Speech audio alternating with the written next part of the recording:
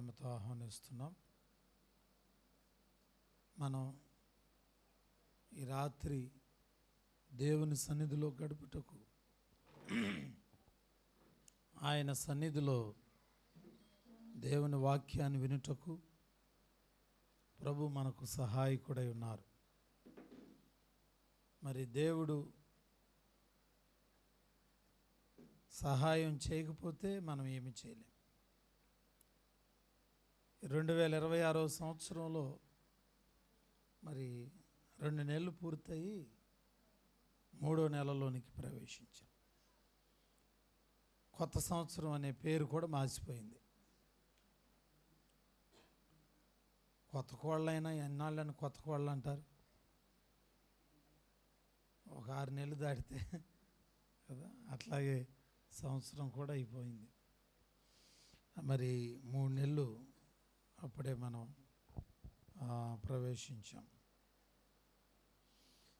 ఈరోజు మరి వర్తమానం కొరకై మనం నిర్గమాకాండము 17వ అధ్యాయము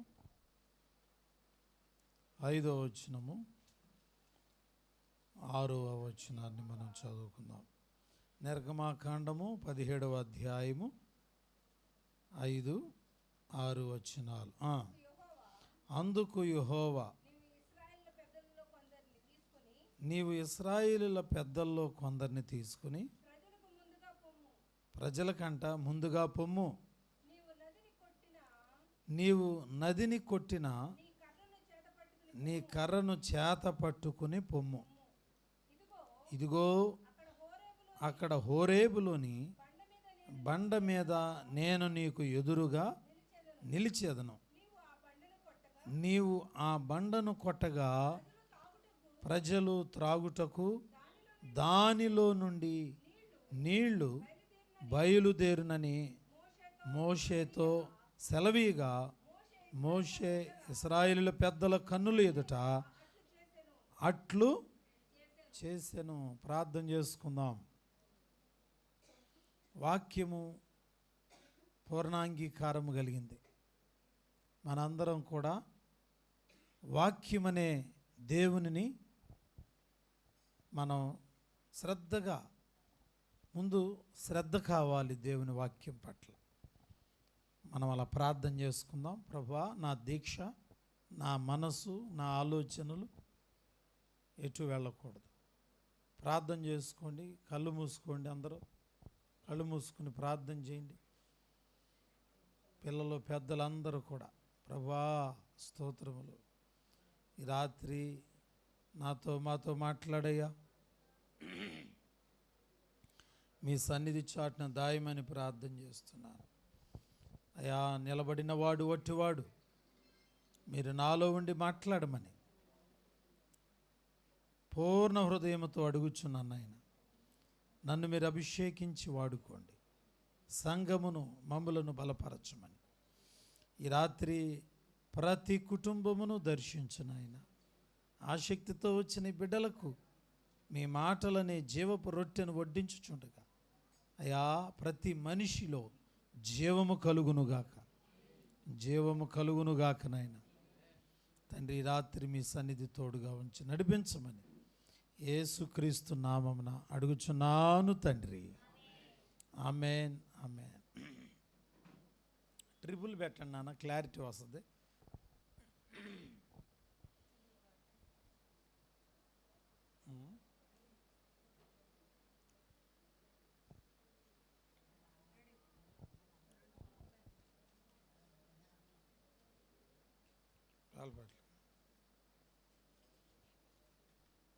సరిపోతుంది. ఇందాక 2 తెచ్చినట్టున్నారు. ఒకటేనా? దేవుని వాక్యాన్ని విందాం. కూర్చోండి, ఇంకా అటు ఇటు డిస్టర్బ్ చేయొద్దు. మనం దేవుని వాక్యం చదువుకున్నాం. నిర్గమాకాండములో నుంచి 17వ అధ్యాయము 5, 6 వచనాలు మనం చదువుకున్నాం. మనం చదువుకున్న లేఖన భాగము విలువైనది, ఎంతో మరి శ్రేష్టమైంది. యేసుక్రీస్తు వారు శ్రమలను గురించి మనం ప్రతిరోజు ధ్యానం చేస్తున్నాం. ఈ రాత్రి మనం ఆల్ నైట్ ప్రేయర్లో ఉన్నాం కనుక ప్రభు మనతో మరొక అద్భుతమైన రీతిలో ఆయన సందేశాన్ని వినిపించబోతా ఉన్నారు. మనందరం శ్రద్ధతో దేవుని వాక్యం విందాం. అరణ్య యాత్రలో ఇశ్రాయేలీలు ఐగుప్తును విడిచి అరణ్యములో నడుస్తున్న దినాలవి. వారి ప్రయాణము క్షేమముగాను సుఖముగాను సంతోషంగా జరుగుతుంది. ఎందుకంటే వారికి పగలు ఎండ దెబ్బ తగలట్లేదు, రాత్ర వెన్నెల దెబ్బ కూడా తగట్లా. ఎందుకంటే వాళ్ళని కాపాడేది మనుషుడు కాదు, సాక్షాత్తు దేవుడే. చాలా చక్కగా హాయిగా వెళ్ళిపోతున్నారు. అరణ్యములో వాళ్ళు వెళుతూ లక్షల మంది ప్రజలు ప్రయాణమై వెళుతూ ఉన్నారు. వాళ్ళు తెచ్చుకున్న చపాతీ పిండి అయిపోయింది. వాళ్ళు తెచ్చుకున్న వాటర్ బాటిల్లో మంచినీళ్ళు ఎంతకాలం అని వస్తాయి, అవి పోయినాయి. తీరా ప్రయాణం సాగుతూ ఉండగా తెచ్చుకున్న భోజనాలన్నీ అయిపోయినాయి. ఇక ఇప్పుడు ప్రార్థన చేశారు, ప్రభా మరి ఇన్ని లక్షల మందికి భోజనం ఎట్లా అని అడిగితే ప్రభు అన్నాడు, దేవదూతలు తినే ఆహారం. ఏంటమ్మా ఆహారం పేరు? మన్నా. ప్రభు పరలోకము నుండి మన్నాని కురిపించారు. అలాగే మంచినీళ్ళు అవుతున్నాయని అందరూ అడుగుతూ ఉన్నారు. మరి 6 లక్షల మందికి మంచినీళ్ళు ఎన్ని లోటాలు ఎన్ని డ్రమ్ములు కావాల్సి వస్తాయి కదండి. మరి ఎవరిస్తారు కదా, ఎవరిస్తారు? ఎవరన్నా ఒకళ్ళు ఇద్దరు కంటే మంచినీళ్ళు ఇమ్మంటే ఇస్తారు, కానీ లక్షల మందికి మంచినీళ్ళు కావాలి, ఎవరిస్తారు? ఆలోచిస్తూ ఉన్నారు. మరి మోషే ప్రభువుని అడుగుతున్నాడు, ప్రభువా ఈ ప్రజలకు మంచినీళ్ళు ఎట్లా, దాహము తీర్చబడేది ఎట్లా, వీళ్ళ పరిస్థితి ఏంటి నాయనా? ప్రార్థన చేశాడు. దేవుడు చక్కగా అనూహ్యంగా మరి మోషేతో అంటున్నాడు, మోషే భయపడవసరలా, చింతించవసరలా, ఇదిగో హోరేబు దగ్గర అక్కడ బండ ఉన్నది, ఆ బండ దగ్గరికి వెళ్ళి ఆ బండతో నువ్వు మాట్లాడి ఆ యొక్క బండ మీద ఒక్కసారి కర్రతో కొట్టు, అంతే, ఏం జరిగిద్దో చూడు అని అంటే మోషే గబగబా ఆ హోరేబు దగ్గర ఉన్న బండ దగ్గరికి వెళ్ళాడు. బండతో మాట్లాడి తన కర్రను ఆ బండ మీద ఒక దెబ్బ కొట్టాడు. దేవునికి స్తోత్రం. కొట్టగానే ఎవరన్నా కర్ర తీసుకెళ్ళి బండ మీద కొట్టారనుకోండి, ఏమొస్తుంది? టంగుమని మోత వస్తుంది, ఏమీ రాదు కాదు. ఏమొస్తుంది? అట్లా కొట్టగానే మోత వస్తుంది. కానీ ఇక్కడ మోత కాదు వచ్చింది, ఏమొచ్చింది? జల జల జలమని ప్రవాహ జలములు, నీళ్లు వచ్చాయి. ఆ బండలో నుంచి నీళ్ళు అసలు ఎలా వస్తున్నాయో ఆ యొక్క టెక్నాలజీ ఏంటో అర్థం కావట్లా. బండ వెనకమాలకి వెళ్ళి చూశారు, వెనకమాలకి వెళ్ళి చూస్తే వెనకమాల ఏమీ లేదు, కానీ బండ ముందు మాత్రం టన్నులు టన్నులు క్యూసెక్లు నీళ్లు ప్రవహిస్తూ ఉన్నాయి. దేవునికి స్తోత్రం చెబుదాం. హల్లెలూయా. దేవుని బిడ్డలారా, ఎంత అద్భుతమైందో. ఆ బండ ఇప్పటికీ ఉన్నది, ఆ బండ ఇప్పటికీ ఉన్నది. హోరేబు అనే ప్రాంతంలో మీరు గనక మోషే రాక్ అని కొట్టగలిగితే యూట్యూబ్లో కానీ ఒకవేళ గూగుల్లోకి వెళ్ళి కొడితే యేసు ఆ యొక్క మోషే కర్రతో కొట్టిన ఆ బండ ఇప్పటికీ ఒక పెద్ద బండ నిలబడి ఉన్నది. ఆ బండ మీద కొట్టినటువంటి ఆ ప్రదేశంలో సన్నగా మధ్యకి కత్తితో పొడిస్తే ఎలా చీలు ఉంటుందో అలా చీలు ఉంది, చీలి ఉన్నది. అందులో నుంచి నీళ్ళు వచ్చాయి. నీళ్ల ప్రవాహానికి ఆ ముందు ఎన్నో రాళ్ళు ఉన్నాయి. ఆ రాళ్ళన్నీ కూడా ఇప్పటికి కూడా గుర్తేంటిదంటే ఆ నీళ్ల ప్రవాహానికి ఆ యొక్క రాళ్ళన్నీ అరిగిపోయి నాచుబట్టిపోయినటువంటి ఆ ప్రాంతంలో కనబడతా ఉంది బిడ్డలారా. శాస్త్రవేత్తలు వెళ్ళారు, పరిశోధన చేశారు. చుట్టూ అంత ఎడారి, ఎండిపోయినటువంటి ప్రదేశం. ఇంత ఎండిపోయిన ప్రదేశంలో ఈ బండ ఒక్కటే నిలబడి ఉంది. ఈ బండ ముందున్న రాళ్ళన్నీ అరిగిపోయి ఉన్నాయి. అప్పుడు శాస్త్రజ్ఞులు అన్నారు, ఈ బండ మీద నీళ్లు నడిచాయి, ఈ బండల మీద. మరి ఇక్కడ చూస్తేనేమో ఇదంతా అరణ్యం. అసలు అరణ్యంలో ఒక ఇల్లు లేదు, కనీసం మరి ప్రిలార నీళ్ళ కుళాయి కూడా లేదు, కనీసం నీళ్లు కూడా లేవు. అదొక ప్రాంతం, కొండ ప్రాంతం. ఆశ్చర్యపోయి అన్నారు, ఈ బండల మీద నీళ్లు ఎట్లా నడిచాయి? బండలు అరిగిపోయినాయి అంటే కొన్ని లక్షల క్యూసెక్ నీళ్లు ఇక్కడ ప్రవహించాయి. కనుక చరిత్రలో మోషే ప్రార్థన చేయటం, బండ చీల్చబడ్డం, ఆ బండలో నుంచి నీళ్లు రావడం నిజమే అని స్టేట్మెంట్ ఇచ్చారు దేవుని బిడ్డలారా. దేవునికి స్తోత్రం. ఆశ్చర్యం, అద్భుతం. ఆయన అరణ్యమును నీటి ఓటలుగా చేయువాడు ఆయనే. లక్షల మంది ప్రజలు నీళ్లు అంట విపరీతంగా మంచినీళ్ళు హాయిగా తాగి తమ దప్పికను తీర్చుకున్నారు. చూడండి, ఈ బండను గురించి దేవుడు మనకు 4 విషయాలు ఈ రాత్రి మనకు తెలియచేయబోతా ఉన్నాడు. దేవుని బిడ్డలారా, మోషే చేతిలో కర్ర ఉన్నది. చూడాలి నా వైపు. మనందరం ఈ రాత్రి గుర్తుపెట్టుకోవాలి. ప్రార్థన చేస్తున్న నీకు, నాకు, ప్రార్థన చేయబోతున్న మన జీవితాలకు దేవుడు ఒక కర్రని ఇవ్వబోస్తున్నాడు. కర్ర దేవుని వాగ్దానానికి సాదృశ్యంగా ఉన్నది బిడ్డలారా. కర్ర అనగా దేవుడు మనతో చెప్పిన వాగ్దానం. దేవుడు నీతో ఏం వాగ్దానం చేశాడు? ఈ 2026 సంవత్సరంలో దేవుని వాగ్దానం ఏంటి? మనం తీసుకున్న వాగ్దానాలు ఓకే, మంచిదే. 2026లో ప్రవేశించిన కొత్త సంవత్సరంలో వాగ్దానాలు తీసుకున్నాం. మీ వాగ్దానాలను ఒకసారి గుర్తు చేసుకోండి. నాకైతే ఏమని వాగ్దానం వచ్చిందంటే, నీవు అప్పు చేయవు కాను అనేకులకు మంచిది అన్నారు. కానీ అప్పులు పాలైపోయి ఉన్నా నేను. అంటే దీని అర్థం ఏంటంటే, సంవత్సరం చివరికి వెళ్ళేటప్పుడు కల్లా నిజంగా నేను అనేకులకు అప్పిచ్చేటట్టు దేవుడు చేయబోతున్నాడు బిడ్డలారా అని నేను నమ్మా. చూపిస్తా పవర్ ఏంటో దేవుని కూడా. ప్రియులారా, నిజంగా దేవుని వాగ్దానం ఇచ్చాడు కనుక సంవత్సరం చివరికి మీకే చెప్తా ఎంతమందికి అప్పిచ్చాను అనేది. కానీ ఇప్పుడు నాకు అందరూ అప్పులు ఇస్తున్నారు. దేవునికి స్తోత్రం చెబుదాం. ఈ అప్పులు ఎలా తీర్చాలని చాలా వేదన చెందుతున్నా. కానీ దేవుని వాగ్దానము నమ్మదగినది. దేవుని వాగ్దానం నమ్మదగినది. ఎన్నో ఆర్థిక సమస్యలు, కానీ దేవుడు వాగ్దానం చేశాడు. ఈ పుల్పిట్ మీద నుంచి దేవుని వాగ్దానం గుర్తు చేసుకున్నాను. నమ్మదగిన దేవుడు ఆయన వాగ్దానం చేశాడు కనుక వాగ్దానం చేసిన దేవుడు నమ్మదగిన దేవుడు. ఒకసారి మీ వాగ్దానాలు కూడా గుర్తు చేసుకోండి బిడ్డలారా. మీ వాగ్దానాలు గుర్తు చేసి ఎక్కడో కార్డు ఎక్కడ పెట్టానాక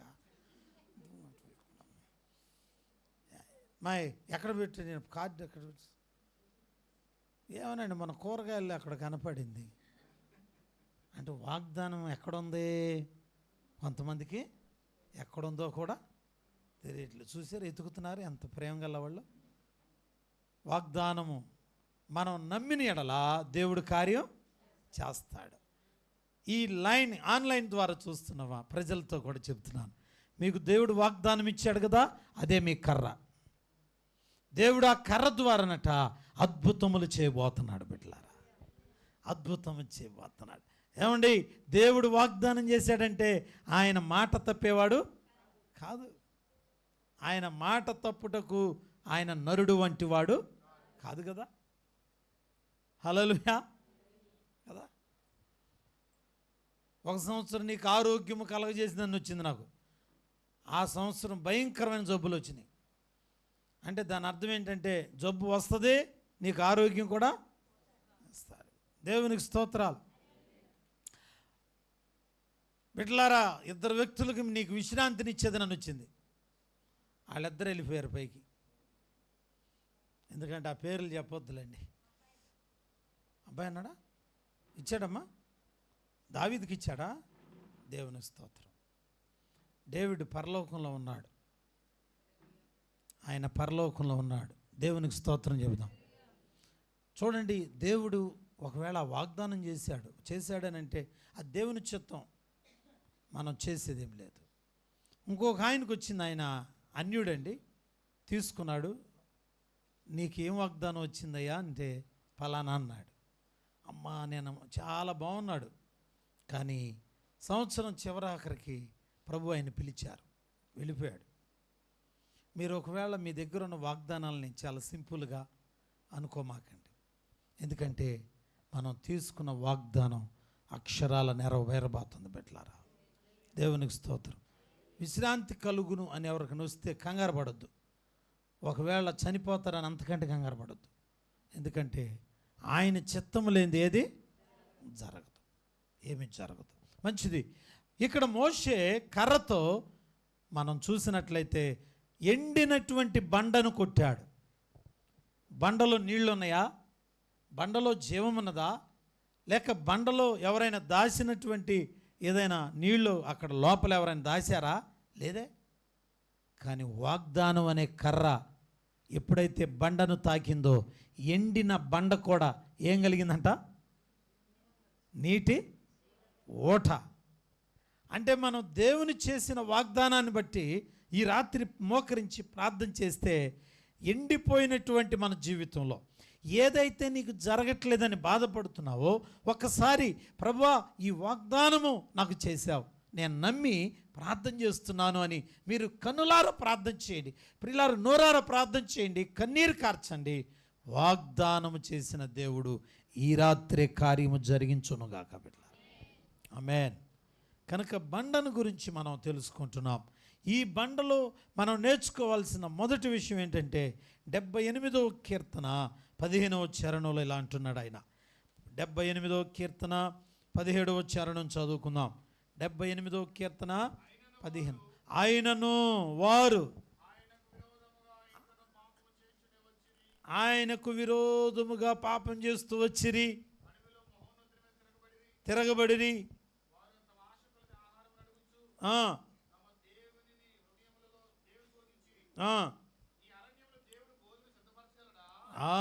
అడిగి ఉన్నారు. మంచిదే మాట్లాడి 78వ కీర్తన 15వ వచనం.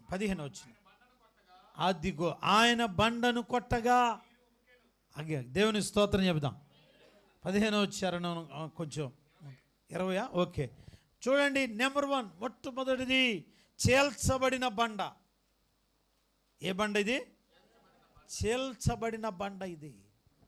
నెంబర్ 1 చేల్చబడిన బండ. మోషే ఎప్పుడైతే బండ మీద కర్రను ఆనించాడో బండ చీలింది బిడ్డలారా.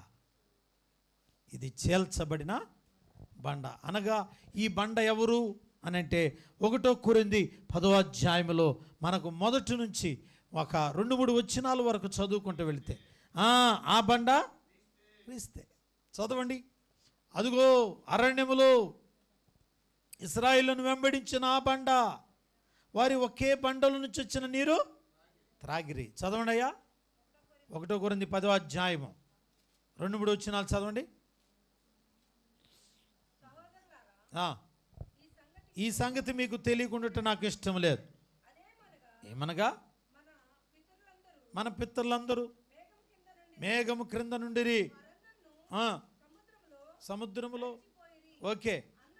అందరూ మోషేని బట్టి మేఘములోను సముద్రములోను బాప్తిస్మం పొందిరి. ఆత్మ సంబంధమైన ఒకే ఆహారమును భుజించిరి, చేసిరి. ఏలైనగా తమ్మును వెంబడించిన ఆత్మ సంబంధమైన బండలోనిది త్రాగిరి.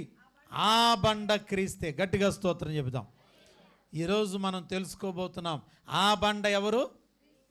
ఆ బండ క్రీస్తే. అరణ్యములో మోషే కర్రతో కొట్టిన ఆ బండ ఎవరు? ప్రభు అయిన యేసుక్రీస్తు వారు. మొట్టమొదటిగా ఇది చేల్చబడిన బండ. దేని కొరకు? ప్రజల యొక్క దప్పికను తీర్చడానికి, ప్రజల యొక్క దాహార్తిని తీర్చడానికి, మన పాపముల నిమిత్తమై ప్రభు అయిన యేసుక్రీస్తు వారు చేల్చబడ్డాడు. ఆయన మన పాపములు కెంపు వలె ఎర్రగా ఉన్నాయి, కానీ ఆయన హేమము వలె తెల్లగా చేయడానికి దేవుడట. బిడ్డలారా కనబడేటట్టు కూర్చోవా. ఆయన మనందరికీ ఆయన చేల్చబడ్డాడు. బిడ్డలారా చేల్చబడ్డాడు. చీల్చబడుటనగా యేసుక్రీస్తు వారి శ్రమలకు సాదృశ్యంగా ఉన్నది. చూడండి, మేఘము చీలకుండా వర్షం కురవదు, నేల చీలకుండా పంటలు పండవు, రొట్టెలు విరవకుండా 5,000 మందికి ఆహారం అవదు. అయిద్దమ్మా. అలాగే విరిగి నలిగిన మనసు లేకుండా ప్రార్థన చేస్తే ఆ ప్రార్థన దేవునికి వెళ్ళదు. ఎలా చేయాలి మనం ప్రార్థన? విరిగి నలిగిన మనస్సుతో.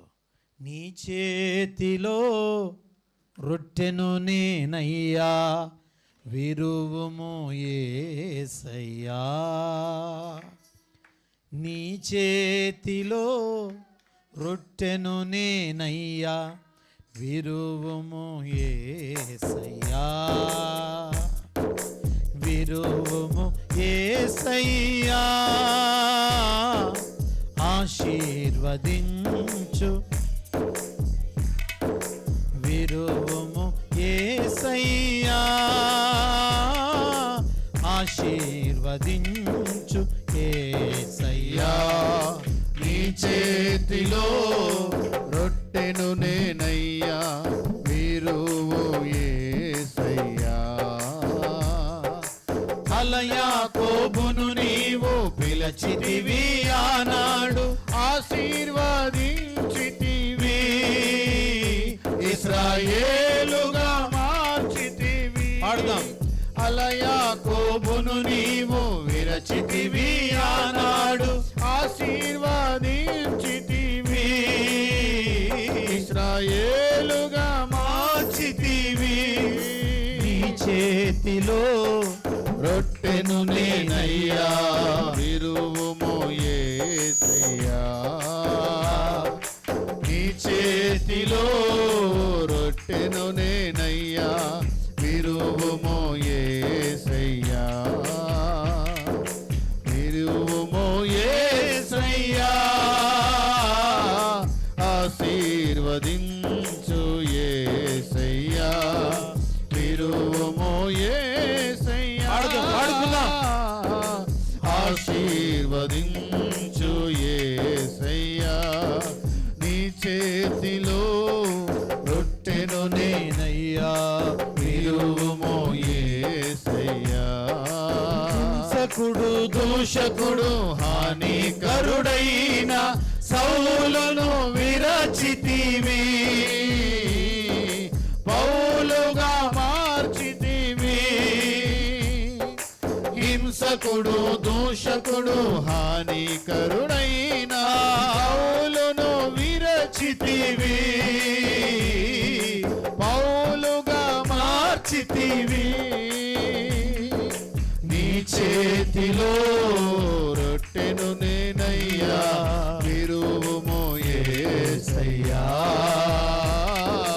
నీ చేతిలో రొట్టెను నేనయ్యా, విరువుము యేసయ్యా. హల్లెలూయా. దేవునికి స్తోత్రం. హల్లెలూయా. కనుక దేవుని పిల్లలారా, మన జీవితంలో శ్రమల ద్వారా, కష్టాల ద్వారా మనం విరచబడబోతున్నాం. ఎందుకంటే అనేకులకు ఆశీర్వాదంగా మనం అవ్వాలి అనంటే ఆయన చేతుల్లో మనం ఖచ్చితంగా విరవబడాలి. బండ చీల్చబడకపోతే ఆ రోజున అంతమందికి దప్పిక తీరేది కాదు, అలా ప్రవాహ జలాలు వచ్చేవి కాదు. 5 రొట్టెలను చిన్ని చేపలు ఆయన విరిచాడు గనక అవి 5,000 మందికి సరిపోగా 12 గంపలు నిండాయి దేవుని బిడ్డలారా. కనుక విరచబడటానికి ఇష్టపడాలి, నలిగిపోవడానికి ఇష్టపడాలి. ప్రభువు కోసం నీవు నేను ఆయన ప్రియులారా ఎంతగా నలిగిపోయాడు, అలా నలిగిపోవడానికి ఇష్టపడాలి. మరి ఎంతమంది ఇష్టపడుతున్నారు? ఎంతమంది ఇష్టపడుతున్నారు? హాయిగా బ్రతకడానికి, సంతోషంగా బ్రతకటానికి కాదు క్రైస్తవ జీవితం. మనందరం కూడా ప్రియులారా యేసుక్రీస్తు వలె మనం కూడా నలగగొట్టబడాలి. ద్వితీయోపదేశకాండం 32వ అధ్యాయము 13వ వచనం ఇలా ఉన్నది. ద్వితీయోపదేశకాండము 32వ అధ్యాయము 13వ వచనంలో ఈ విధంగా చక్కని మాట మనకు రాయబడింది. భూమి యొక్క ఉన్నత స్థలాల మీద వానిని ఎక్కించేదను, పొలముల పంట వానికి తినిపించేదను. కొండ బండ నుండి తేనెను, చెకుముకి రాతి నుండి నూనెను అతనికి జుర్రించేదను. హల్లెలూయా, హల్లెలూయా. చూడండి, కొండ బండ నుండి తేనె వచ్చు, నుంచి తేనె వచ్చును, తేనె వచ్చును. బండ క్రీస్తే, ఆ బండ క్రీస్తే, ఆ బండ క్రీస్తే. ఇట్లారా, బండ క్రీస్తు. బండలో నుంచి తేనె వస్తుందంటండి. అనగా తేనె దేవుని వాక్యములకు. బ్యాటరీ వేసారా అని అడిగాను దేవుని పెట్టారా. కనుక బండ క్రీస్తే, ఆ బండ క్రీస్తే. బండలో నుంచి తేనె వస్తుందంటండి. ఏమొస్తుంది? తేనె వస్తుంది. తేనె దేవుని వాక్యమునకు సాదృశ్యంగా ఉన్నది. దేవుని బిడ్డలారా, బండలో నుంచి నూనె కూడా వస్తాం. నూనె పరిశుద్ధాత్మ ప్రవాహానికి సాదృశ్యం. ఎవరైతే బండలోని ఆశ్రయిస్తారో, బండ దగ్గరికి వెళ్తారో, బండలో నుంచి మన దప్పిక తీరడానికి కావలసిన నీళ్లు మాత్రమే కాదు, మనకు కావలసిన తేనె కూడా దొరుకుతుంది, మనకు కావలసిన నూనె కూడా దొరుకుతుంది. హల్లెలూయా. కనుక నూనె పరిశుద్ధాత్మ ప్రవాహానికి సాదృశ్యం, తేనె దేవుని వాక్యమునకు సాదృశ్యం. మనందరం ఈ రోజున బండ దగ్గరికి వచ్చామా, లేకపోతే కొండ దగ్గరికి వచ్చామా? ఎక్కడికి వచ్చామమ్మా? క్రీస్తునే బండ దగ్గరికి వచ్చాం, కొండ దగ్గరికి కాదు మనం వచ్చింది కదా. కలవరపడి నేను కొండల వైపు చూస్తున్నా. కొంతమంది అంటారు కలవరపడి కొండల వైపు చూస్తున్నామని అంటారు. ఆ కొండలు కాదు మనం చూసేది, దేని వైపు? ఆయన వైపు. దేవునికి స్తోత్రం కదా. గమనించాలి. మనం కొంతమంది బైబిల్ చదవమంటే ద్రాక్షవల్లి నేను, ఏగలు మీరని చదివింది ఒక. అలా కొంచెం ఒక్క పులిపోయినా చాలా తేడా కలిగింది దేవుని బిడ్డల. కనుక మనం గమనించవలసిన వారమైనా, మోషే అట్లు చేశాను. ఒక ఆయన అన్నాడు, ఏమట్లు అయ్యారు? పెసరట్లు. లేకపోతే అట్లుంటే ఏమట్లు? కొంతమంది చాలా తెలివితేటలుగా మాట్లాడతారు. దేవుని బిడ్డలారా, మనం గమనించండి. కనుక ఈ రాత్రి ఆ దేవుని సన్నిధిలో మనం దేవుని వాక్యాన్ని వింటున్నాం. ఒకటి, చేల్చబడిన బండ. చేల్చబడిన బండ, చేల్చబడిన బండ యేసుక్రీస్తు వారి శ్రమకు సాదృశ్యం. ఆయన మన కోసం చేల్చబడ్డాడు. చేల్చబడ్డాడు కనుక ఆయనలో నుంచి తేనె వచ్చింది, ఆయనలో నుంచి నూనె కూడా వచ్చింది. బిడ్డలారా, తేనె కొత్తగా రక్షించబడుతున్న వారికి ఆయన తన వాక్యం అనే తేనె అట్లా రాస్తున్నాడు. తేనె తినాలి. తేనె అంటే ఏంటమ్మా? దేవుని వాక్యం. కొత్తగా బాప్తిసం తీసుకుని రక్షణ పొందిన వ్యక్తులు గుర్తుపెట్టుకోవాలి, నువ్వేంటంటే పదే పదే దేవుని వాక్యం కోసం ఆరాటపడాలి. లేకపోతే సాతాను గలిబిలి చేస్తుంది. సాతాను మరలా పూర్వపు అపవిత్రమైన స్థాయికి తీసుకుపోతాయి. జాగ్రత్తగా ఉండాలి. కనుక మరి తేనె మనిషికి ఆరోగ్యం. తేనె మన పిల్లలకు తినిపిస్తాం, ఎందుకంటే వాళ్ళకి బలం వస్తుందని, మాటలు వస్తాయని. తేనె మరి నాలుకకు ఎంతో రుచిగా ఉంటుంది. అలాగే నూనె ప్రియులారా అభిషేకానికి సాదృశ్యం, పరిశుద్ధాత్మ అభిషేకం. నువ్వు ప్రార్థన చేయాలి, కన్నీరు కార్చాలనంటే పరిశుద్ధాత్మ దేవుడు మనలోనికి రావాలి. ఆయన రాకపోతే మనం మొరపెట్టలేం. బిడ్డలారా, అబ్బా తండ్రి అని మొరపెట్టే ఆత్మను మనకు దేవుడు ఇస్తానంటున్నాడు. దేవునికి స్తోత్రం. కనుక ఒకటి, చేల్చబడిన బండ. ఎవరా బండ? బండ ఎవరు? ప్రభు అయినా ఇస్తే. రెండవది మనం ఇందాక చదువుకున్న 1 కొరింథీ 10:4 ఉన్నది. 10వ అధ్యాయము 4వ వచనం. 1 కొరింథీలకు రాసిన పత్రికలో 10:4 ఇలా ఉన్నది. ఏముంది? అందరూ ఆత్మ సంబంధమైన ఒకే పానీయమును పానము చేసిరి, ఏలయనగా తమ్మును వెంబడించిన ఆత్మ సంబంధమైన బండలోనిది త్రాగారు. స్తోత్రం. రెండవది, వెంబడించిన బండ. వెంబడించిన బండ ఎవరు? ఈ బండ, మీరు బండ అనగానే ఎవరు? ప్రభు అయినా యేసుక్రీస్తు. ఇది వెంబడించిన బండ, ఇశ్రాయేలును వెంబడించింది. అంత మాత్రమే కాదు, ఆయనను ఎవరైతే విశ్వసించారో వాళ్ళని వెంబడిస్తున్న బండ ఇది. ఒకవేళ మనుషులు నీకు తోడుగా ఉంటాం అని మనకు ప్రమాణం చేసి, మీకు మేము ఆపదొచ్చినప్పుడు ఫోన్ చేయండి అక్కాయ్ అని మనతో చెప్పి ఆపదొచ్చినప్పుడు స్విచ్ ఆఫ్లు చేస్తారు. కానీ యేసు ప్రభు అలాంటి వాడు కాదు. ఈయన వెంబడించే బండ, మనకు తోడై ఉండే బండ, మనతో పాటు నడుచుకుంటూ వచ్చే బండ. మనం ఎక్కడికి వెళితే అక్కడ మనతో పాటు. గాఢాంధకారపు లోయలలో నేను సంచరించినను ఏ అపాయము నాకు, ఎందుకంటే యెహోవా నా కాపరి, నాకు లేమి కలగదు. వెంబడించిన బండ, వెంబడిస్తుంది బండ. మనం బస్సు ఎక్కితే బస్సులో మనతో పాటు ఉంటుంది. ఒకవేళ డ్యూటీకి వెళ్తే మనతో పాటు ఉంటుంది. కాలేజీకి వెళ్తున్నారా, మనతో పాటు ఉంటుంది. ఒకవేళ ఇంటి దగ్గర నిద్రపోతున్నావా, మనతో పాటు ఉంటుంది. ఇది వెంబడించే బండ. మనుషులు నిన్ను విడిచిపెట్టినా ఈ బండ మనలను విడిచిపెట్టదు. గలతీలకు రాసిన పత్రిక 3:27 చక్కని మాట ఉన్నది. 3వ అధ్యాయము 27 వచనం చదువుకుందాం బిడ్డలారా. గలతీ 3:27, క్రీస్తులోనికి బాప్తిస్మము పొందిన మీరందరూ, అదండి క్రీస్తును ధరించుకుని. బాప్తిస్మం తీసుకున్న వాళ్ళందరూ గుర్తుపెట్టుకోవాలి, మనందరం ఎవరిని ధరించాం? ప్రభు అయిన యేసు. అంటే మనలోనికి వచ్చిన బండ, మనతో ఉన్న బండ. చూసారా, బాప్తిస్మం తీసుకున్న వాళ్ళందరినీ ఎవరు ధరించారంట? క్రీస్తును ధరించాం. చూడండి, మనం ఈ రోజున డ్రెస్సులు ధరించుకుని వచ్చాం. ఈ డ్రెస్సులు మళ్ళీ పాతబడిపోతాయి, మళ్ళీ ఇంకో డ్రెస్ వేస్తాం. కానీ డ్రెస్సు మనతోనే ఉంటుంది.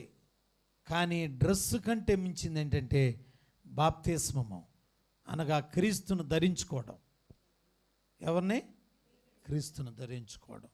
దేవుని బిడ్డలారా, కనుక వెంబడించే బండ, మనల్ని వదిలిపెట్టే బండ కాదు బిడ్డలు. ఇశ్రాయేలును వారు అరణ్య యాత్రలో 40 సంవత్సరాలు నడుస్తుంటే వాళ్ళ వెనకమాలే వచ్చిన బండ, వాళ్ళతో పాటు వచ్చిన బండ.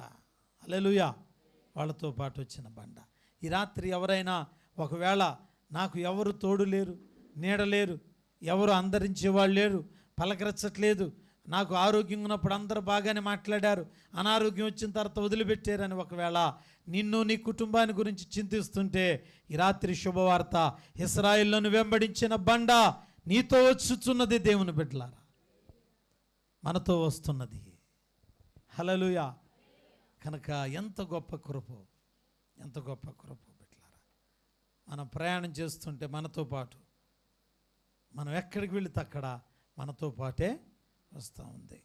అందుకని దావీదు అంటాడు, కృపాక్షేమములు నా వెంట వచ్చును, చిరకాలము మందిరములో నేను నివాసము చేసేదను. ఆయన మనకు తోడై ఉన్న బండ, మనలను వెంబడించుచున్న బండ. బిడ్డలు హాస్పిటల్లో జాయిన్ అయినప్పుడు మనతో పాటు వచ్చే బండ కదా.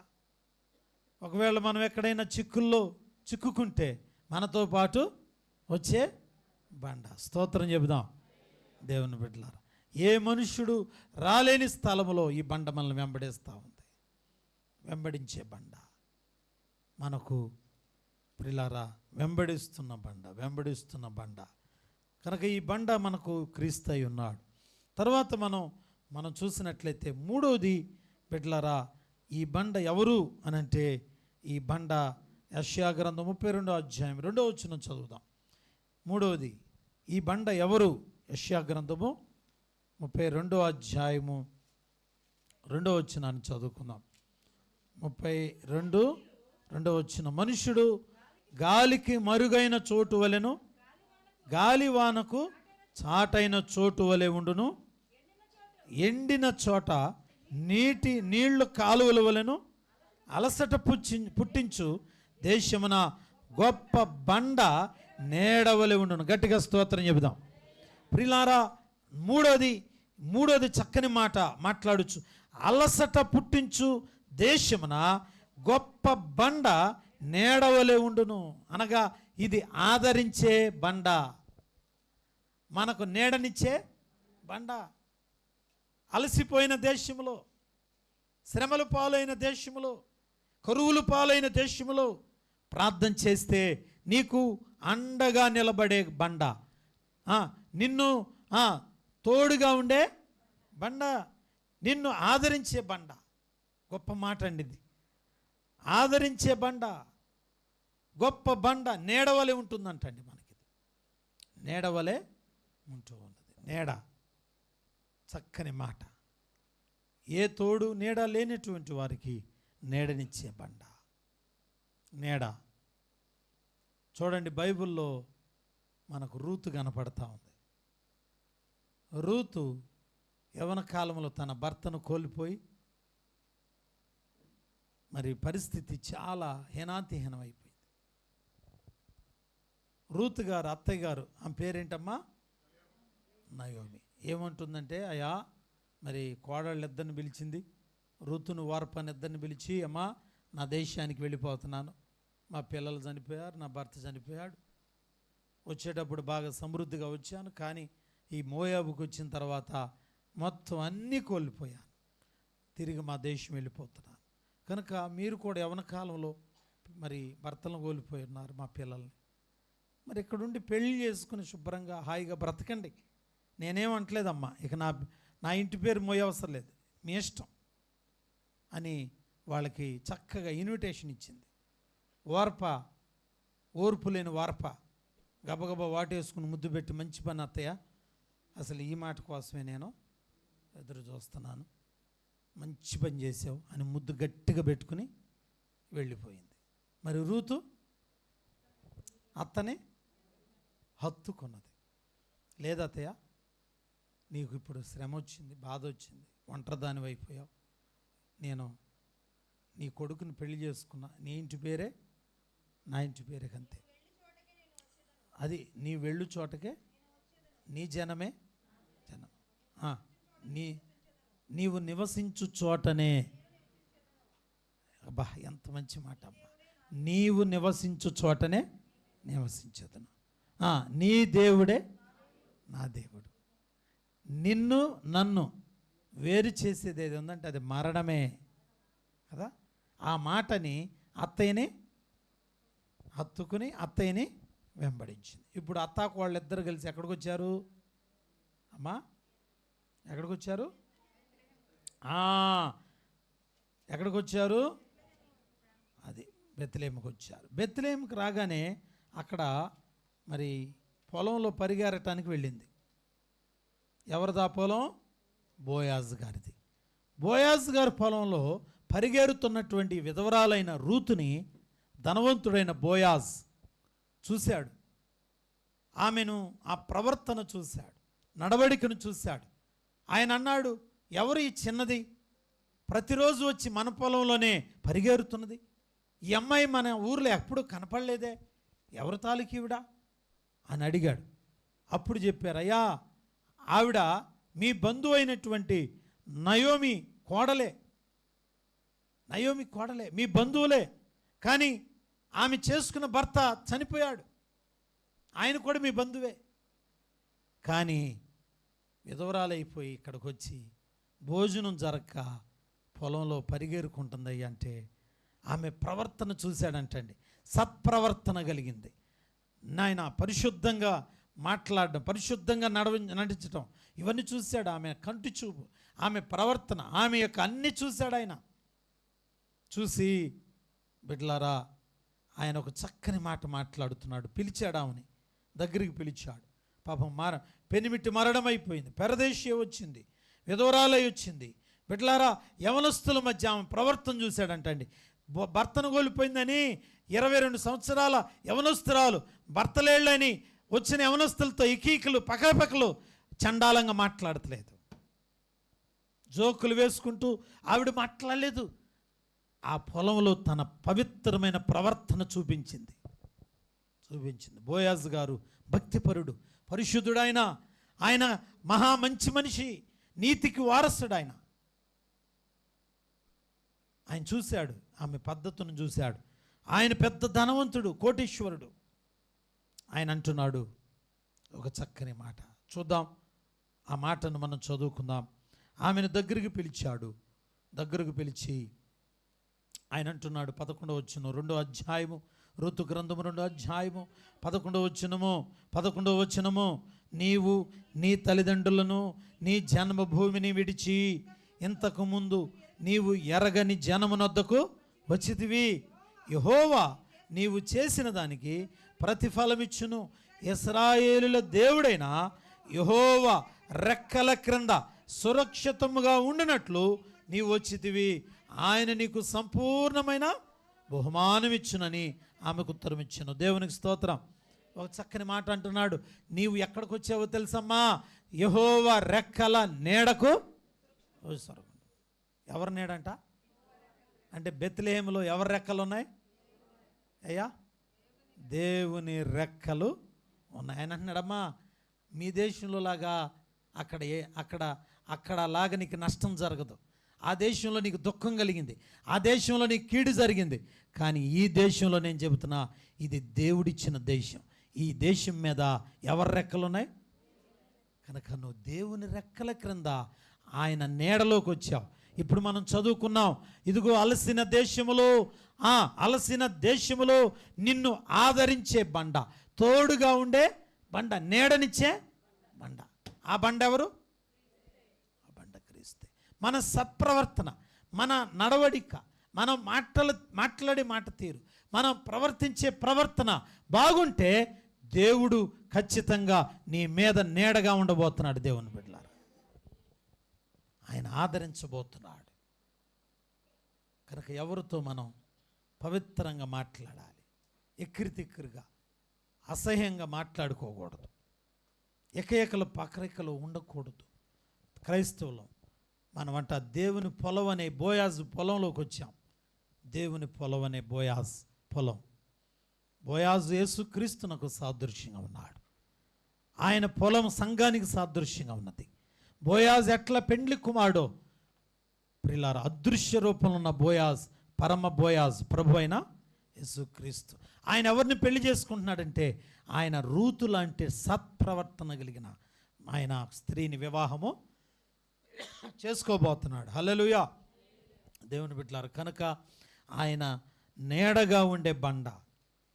రూతుతో అంటున్నాడు, నీవు ఇశ్రాయేలుల దేవుడైన యెహోవా రెక్కల క్రింద సురక్షితముగా ఉంటావు. నిజంగానే విధవరాలుగా వచ్చింది, అన్యురాలుగా వచ్చింది, ఒక ఏమీ లేని దరిద్రాలుగా వచ్చింది, పేద స్త్రీగా వచ్చింది, తల్లిదండ్రులు లేకుండా వచ్చింది. అయితే యోధా బెత్లెహేముకు వచ్చిన తర్వాత దేవుడు ఆమెను ఏం చేశాడమ్మా? ఆయన నీడగా ఉండి ఆమె ఏమైతే లేదనుకుందో అన్నీ కూడా తిరిగి దేవుడు ఆమెకు సహాయము చేశాడు. దేవునికి స్తోత్రాలు. హల్లెలూయా.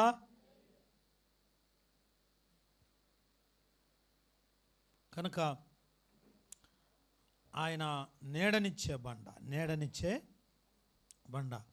సంసోను కూడా ఒక నీడకు వెళ్ళాడు. న్యాయాధిపతుల గ్రంథం 15వ అధ్యాయం 11వ వచనం చదువుదాం. న్యాయాధిపతుల గ్రంథం 15వ అధ్యాయము, అందుకు యూదా జనులలో 3,000 మంది ఏతాములోని బండ యొద్దకు పోయి సంసోనును చూచి, ఫిలిస్తీన్లు మనకు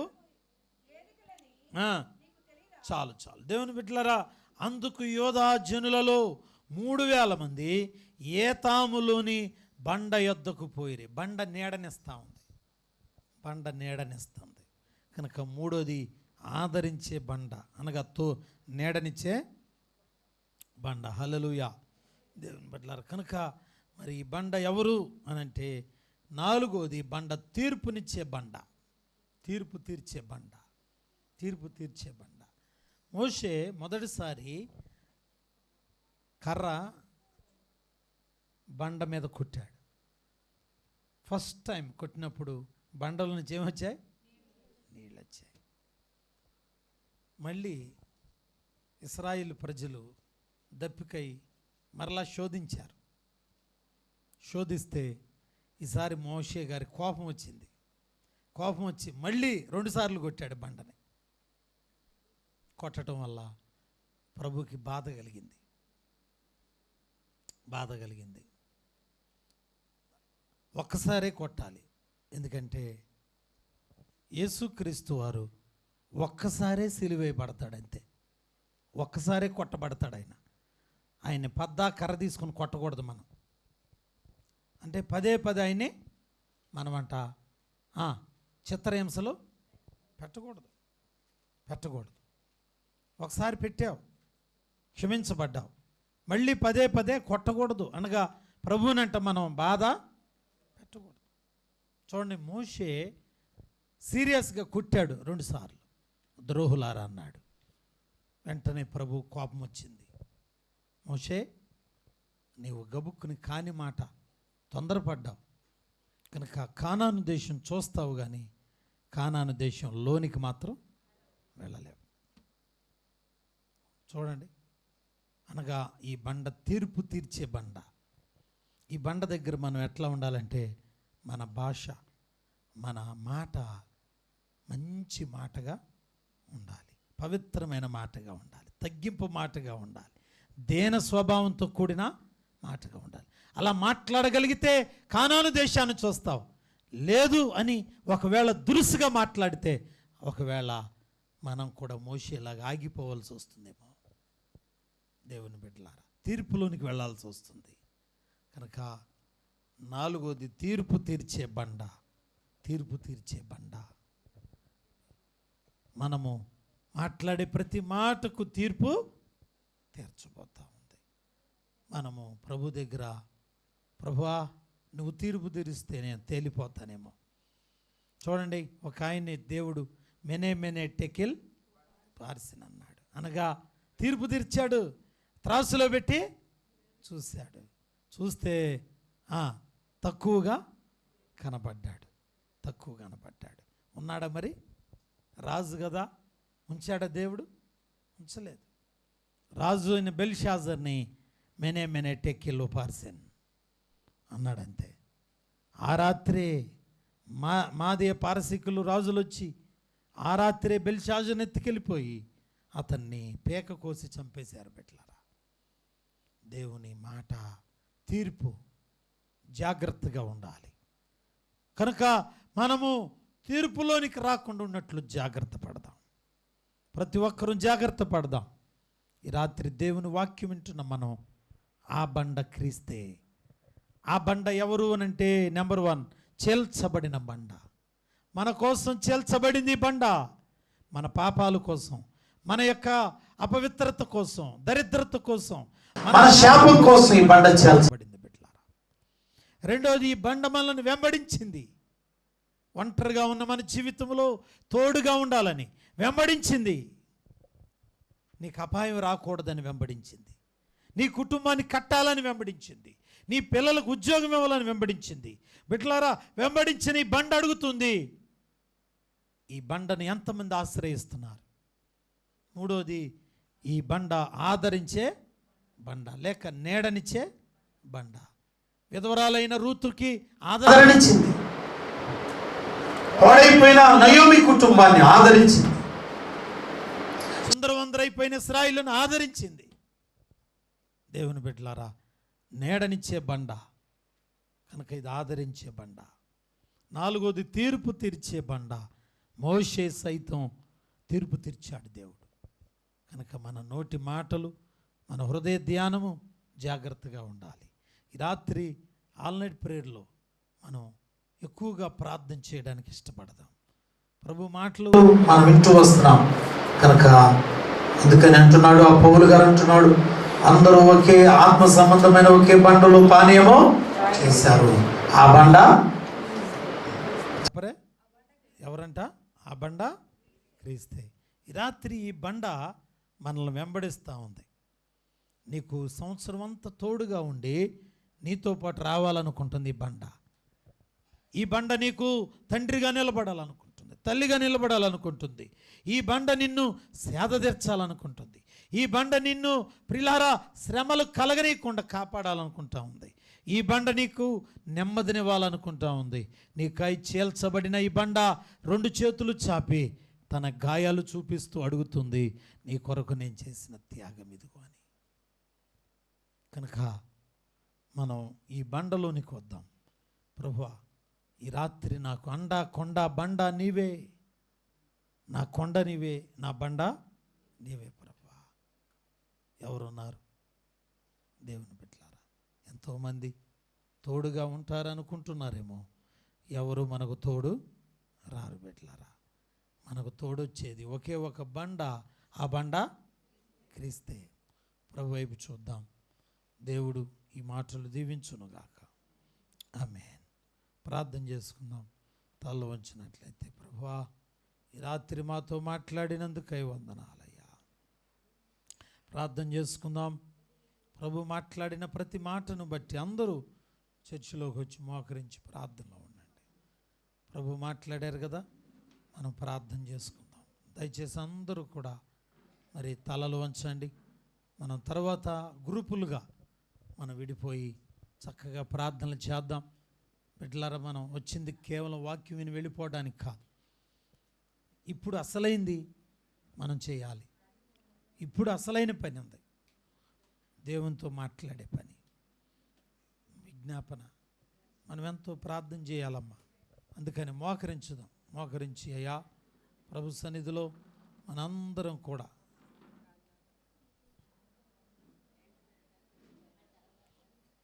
ఓ తండ్రి, నీకు వందనాలు, స్తోత్రాలు. ప్రార్థన చేద్దామమ్మా. ఎవరు అటు ఇటు చూడొద్దు. చక్కగా ప్రార్థనలోకి వెళదాం.